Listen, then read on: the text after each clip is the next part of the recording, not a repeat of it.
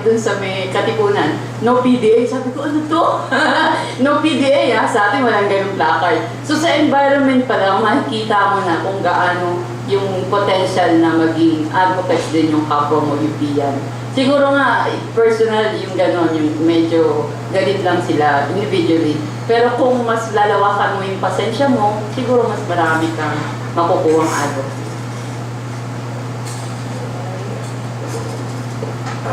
Salamat dun sa question. Interesting din talaga yung idea ng alliances, no, or straight allies. And dun nga sa class na tinuturo ko, nakakatawa kasi dun sa isa kong SET, student evaluation, ang sabi sa akin, yung room ko for improvement ay sana maging mas straight inclusive daw yung class na medyo sumakit yung ulo ko ng konti kasi it's an LGBT class. So, ang joke kasi namin sa psychology, ano yung opposite ng LGBT psychology? Sagot? Psychology. So, ito na nga yung space, tapos kailangan mo pa rin i-entertain, no, yung privilege ng majority. But be that as it may, siguro yung unang isang reminder, tapos tatlong strategies. Yung isang reminder ay hindi mo kailangan maging, obviously, hindi mo kailangan maging LGBT para mag-participate sa LGBT community as a LGBT advocacy, culture, etc. The same way na, marami tayong makilala na, animal rights activists, pero hindi naman sila mga hayop, di ba? Or mga child rights activists, hindi lang naman sila child at that point in their life, no? Tumanda na sila na naging activist sila. So, pwede yung politics of, hindi identity politics necessarily yung larangan or yung game, kundi politics of affinity and politics of identification. Kaya nga inimbento ng LGBT community yung concept ng ally, A-L-L-Y, hindi yung ally na binigay ka sa amin ng heterosexual community, na ally ka, sacrifice ka. Ally kundi yung kaalyansa, no, or aliado. Yung strategies na naisip ko, una, sit in ka sa class. Mag-sit in ka sa mga klase na may kinalaman sa LGBT issues. Feeling natin kasi alam natin yung mga LGBT issues pero kahit nadidiscover ko even with my LGBT students, for example, last semester I had a transgender student, my first time magka-trans student sa class. Sabi niya sa akin, "Sir, ang dami kong natutunan tungkol sa bisexuality. Kasi wala akong alam tungkol dito eh. Ang alam ko talaga yung transgender experience." So, yung mga LGBT nga, natututo about LGBT issues. So, what more pa kung hindi ka directly involved sa community? So, sit in a society class, take that class, take LGBT class, a gay literature class, etc. Attend for like these, no? That's one. Pangalawa, magkita tayo sa Pride. Sa December 8, tama ba? Sa Makati. It's gonna be a fun party. And dadalhin ng mga community yung kanilang malalaking rainbow flags. Ang sarap magpa-picture doon. No? And pag nakita mo yung picture mo sa mga international newsletters at news sites na isa kang advocate or ally, then ma-realize mo talaga, okay, eto na talaga siya. Dito sa UP Diliman, meron din tayong pride activities naman tuwing June, no? Tamang-tama for to welcome the new semester. And then pangalawa yung talk to your LGBT friends and people about their stories. Ask them about how they came out. Don't ask them why are you gay. Pero ano yung process nung kanila, for example, yung journey or coming out, para marinig mo yung kanilang kwento. Kasi minsan alam natin, ayan, si friend ganito, si kabarkada ganyan, si teacher ganyan, alam naman natin na lesbian siya or gay siya or bi siya. Pero hindi naman natin narinig yung kwento behind it. No? And there's always something more to discover about the complexity of people's lives. And you'll realize also na, again, yung concerns, minsan hindi nga LGBT related. No? Breakups, a universal concern. No? Wanting to have work and to contribute to your family. Such human concerns, no, that transcend sexual orientation and gender identity. Yun naman yung gusto natin, di ba? And these politics of alliances, to transcend these kind of socially constructed and artificial boundaries. Kaya rin siguro dapat very light touch yung ano din natin about, ako LGBT ako bisexual, ako heterosexual. Una, we're all participants in, in the human community, that's one, and then we have these different positionings. Pero pwede din kasing magbago yun through time, no? Right now, malaki yung heterosexual privilege. Hindi natin yung pwede ma-deny. That's why pwede tayong magsabi na, acceptance ba yung, gusto nyo ba acceptance? Ang tanong, sino yung mag-a-accept kanino? Ibig sabihin, ang tulog kasi sa akin doon, mayroong isang grupo ng tao na may power na mag-accept nung the other group na walang power na ang hinihingi lang acceptance, a place in the table. Pero ang tanong, bakit ganon yung hierarchy, yung ating status hierarchies, di ba? Hindi ba dapat yung mesa bukas sa lahat ng gustong kumain? And sino yung makapagsabi na dahil nauna ka lang sa table na yon, sa'yo na yung table na yon. Lahat tayo pwede mag-share doon. And minsan, baka pwede tayo lumipat ng table or kumain na nakatayo at nagkikwentuhan, iwan na natin yung table altogether. Maybe sometimes.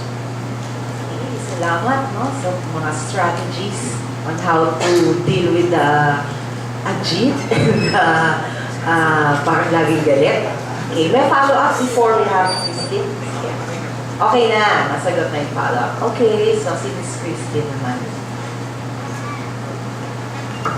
Hello po, I'm Crystal from DGO. Ayun, anyways po, pwede po ba kami sir mag-fit in ni Janice sa klase niyo sa LGBT?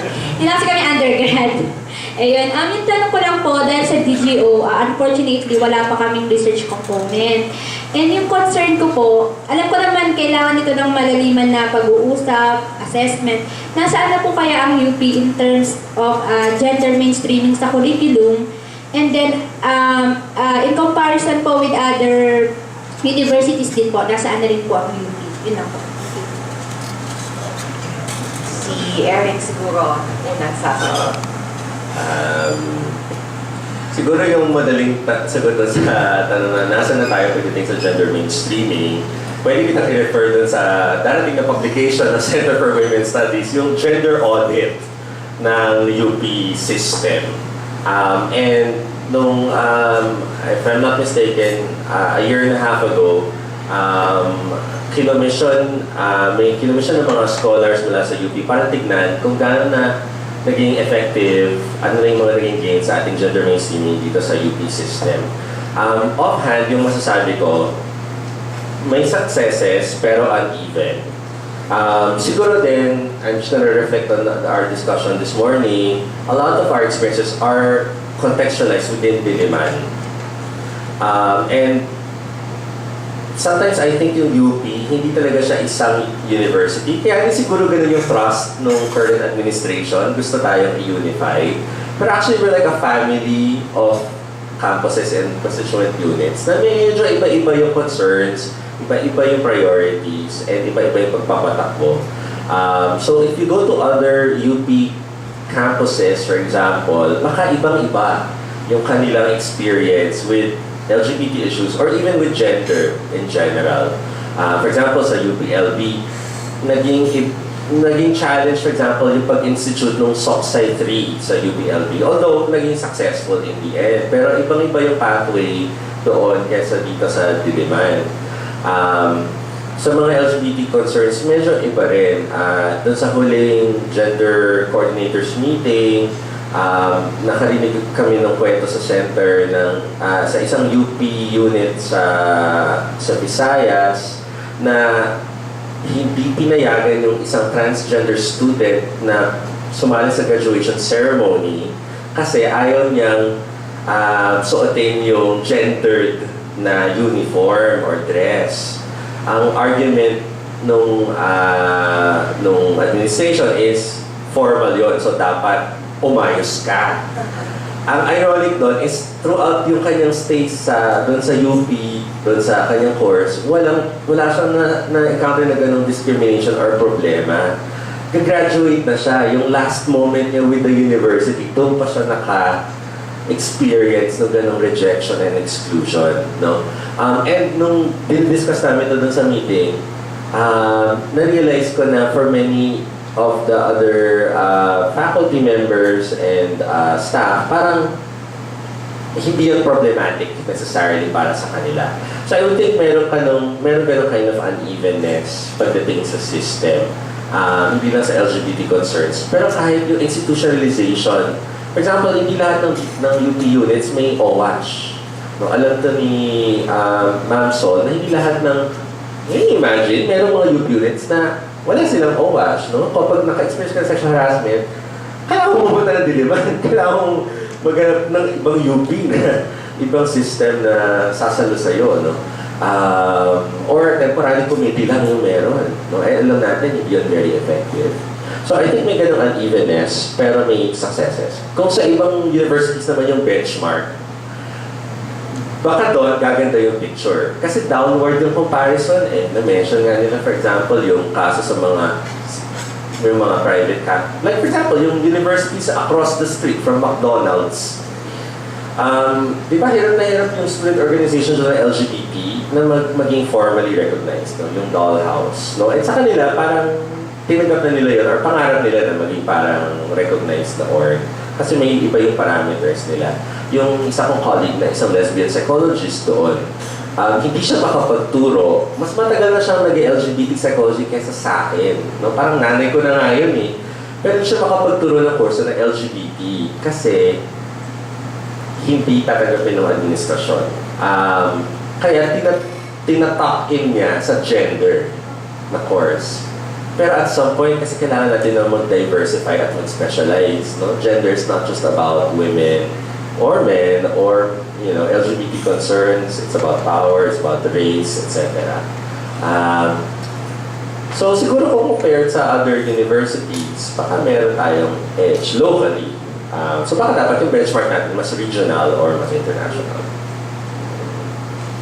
Okay, well siguro tungkol din dun sa OWASH at ang lack of OWASH sa ibang mga campuses, no? In fact, parang kalahati lang yata ng mga UP constituent units ang meron talagang official na OWASH, Office of Anti-Sexual Harassment.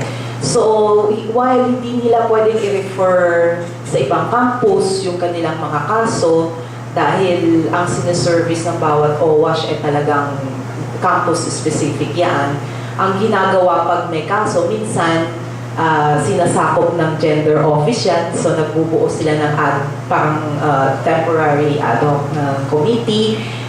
Ang problema, walang continuity ng mga programs yung on anti-sexual harassment dahil committee lang yan tuwing may case. Yun. So, alam naman natin na mahalaga yung advocacy din at education ng mga tao. Like, for instance, what is sexual harassment? Napaka-basic na tanong. Pero hindi masagot ng konkreto yon dahil na kulang ng mekanismo ang ibang mga campuses natin. Okay, at siguro yung tungkol sa gender, nasa na si Kristen, nag-CR. Okay, maganda nga na mabigyan ng pansin kung paano din na ituturo yung ibang mga gender and sexuality courses kasi like for instance yung Soc-Sci 3, pareho kami ni Eric na nagtuturo ng Soc-Sci 3, but I guess even within the same campus, while meron tayong mga at least ang Soc-Sci 3 among other GE courses siguro may meeting, nag-uusap yung mga faculty, but still pagdating sa classroom, may mga kanya-kanya ding mga strategies and points of emphasis kung ano yung topics na mabibigyan ng emphasis ng bawat guro, which is reflective maybe of all GE, across all GE courses kasi iba-iba yung disciplinal biases din ng mga nagtuturo. Ganon. Sige. So, meron pa tayong katanungan from the floor.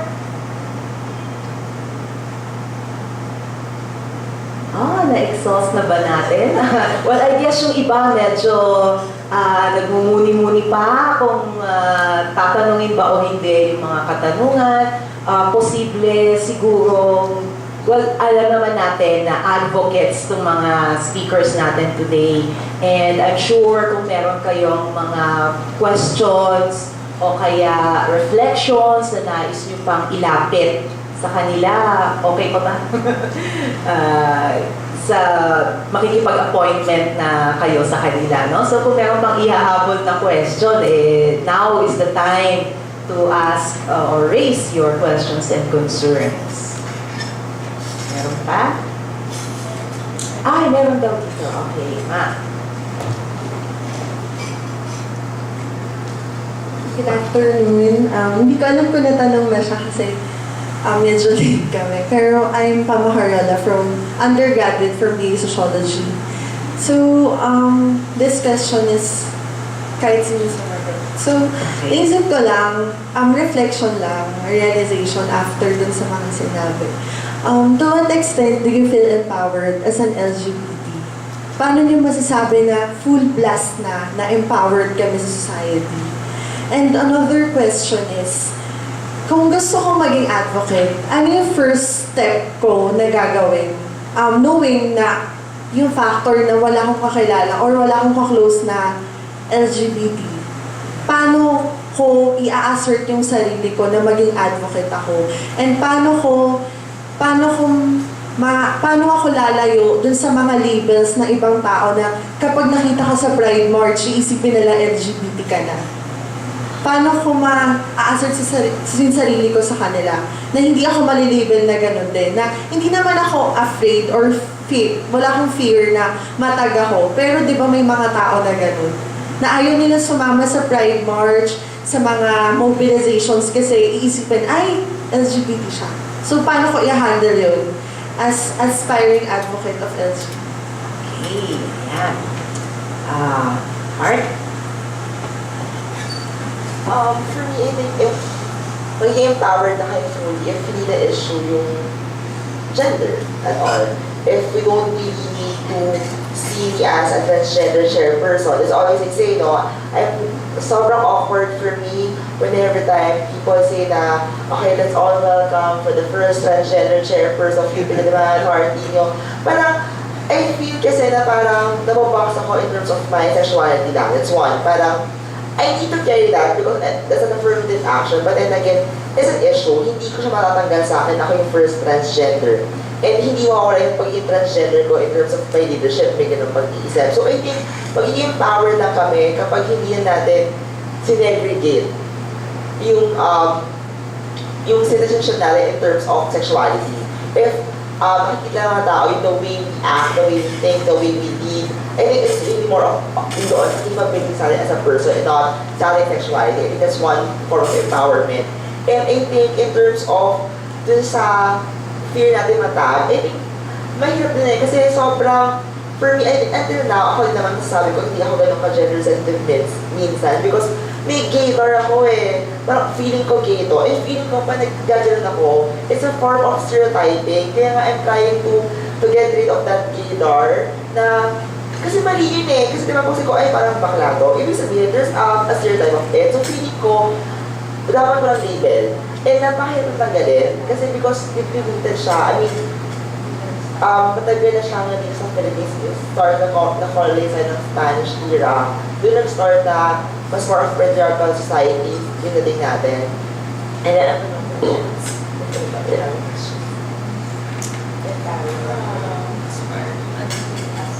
advocate steps.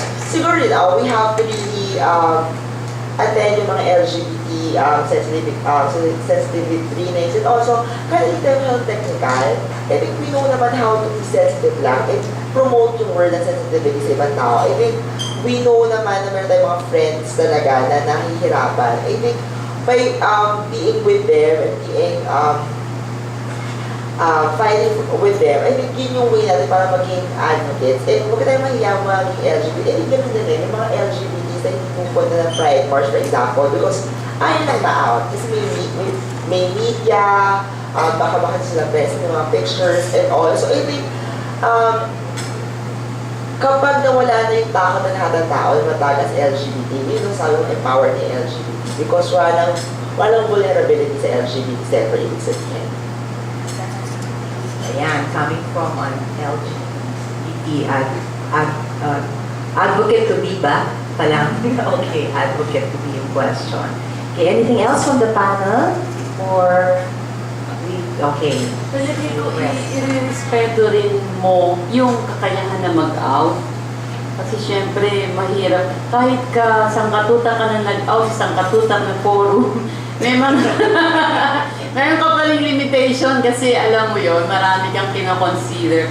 Yun naman yung sa amin as feminist lesbian, no? Pwede kang politics, all out ka dyan. Pero pag kinoconsidera mo yung malalapit sa puso mo, hindi basta-basta ka nag-out. Oh, di ba? Pero kung alam mo bawat opportunity makakatulong ka sa pagbubukas ng pag-appreciate ng diversity ng gender identities, ano mo yun, go ka doon. Para makita ng masarap i-express kung sino ka, hindi yung kung anong label ka, nile-label nila. Mas maganda yung mag-out ka na nakiklaim mo yung identity mo. So, alam naman natin na, may isa pa, sige. Pahabol, sorry. Kaya lang Okay. naisip ko lang mukhang hindi na-raise itong issue na to. At nabanggit din yung empowerment. Meron isang aspeto na maganda rin banggitin siguro, yung language. Yung meron tinatawag na gay lingo. At ito sa pananaw ng iba ay isang paraan din para magamit at maging inclusive yung issue. Sa paraan na may intindihan, halimbawa na nakararami, lingwahe, ang tanong doon bakit kailangan na gawing exclusive sa mga gay community or LGBT community yung lingwahe. At kung halimbawang gustong maintindihan, ay ano mga paraan para kumalat halimbawa. Ito, isang sign yan na hindi pa nga ganun ka-empower siguro. Okay, so, from Eric ba o from babay natin? In terms of babayaran po, yung giling ko po kasi sa social ec, hindi po siya, iba-iba yung giling ko, depende sa cluster ng LGBT. Iba yung giling ko siguro ng Ateneo, ng Dollhouse na giling ko ng Babaylan, kaya may Becky Mon, di ba, yung giling ko plus Jejemon. So I think, before na-create yung giling ko, for protection. Because technically before, hindi naman tayo accepted. Para siyang code Hindi naman siya gay lingo before. Para lang siyang code ng mga taong just to protect their identity also. But eventually, na-mainstream na siya. Na-mainstream na siya. We have a lot of forums naman about gay lingo. Nagiging mukha lang siyang exclusion. Para medyo kailangan ka ng gay lingo, i-exclude sa ninyo. But siguro technically, it's a social leg. Ibig sabihin, it's just a way of expressing themselves. You don't need to understand it because iba yung ibig sabihin ng keme, carry. Ayun yung keme para lang siyang, wala context clues lagi. kung paano siya ginamit. So I think, hindi siya, ngayon for me, hindi siya form of exclusion or ina-out mo yung sarili mo dun sa norm. But technically, siguro lang, maging aware na yung LGBT kung kailangan gamitin yung gay lingo. Because technically, yung gay lingo is a social like, hindi lahat ng tao nakakaintindi nito.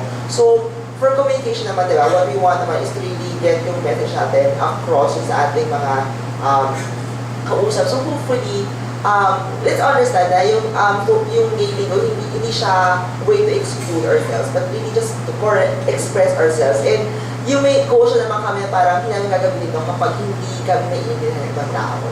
So yun na yung sa babay na. Kasi alam ko marami nang naisulat din, no? Tungkol sa gay lingo within Babaylan. Siguro yung point lang about yung language or yung sociological variance among the gay community is if the argument is parang, don't keep that to yourself. Parang, let us participate in that or let us into that little space that you only have for yourself. I think we also have to challenge the politics and the privileging of that question. Na parang you're asking the minority na, uy, yung bulatatin nyo naman yung culture nyo, tapos hayaan nyo kami mag-participate dyan and gamitin yan for our own purposes. Bakit meron kayong tinatago from us when you speak in those coded, keme terms, no?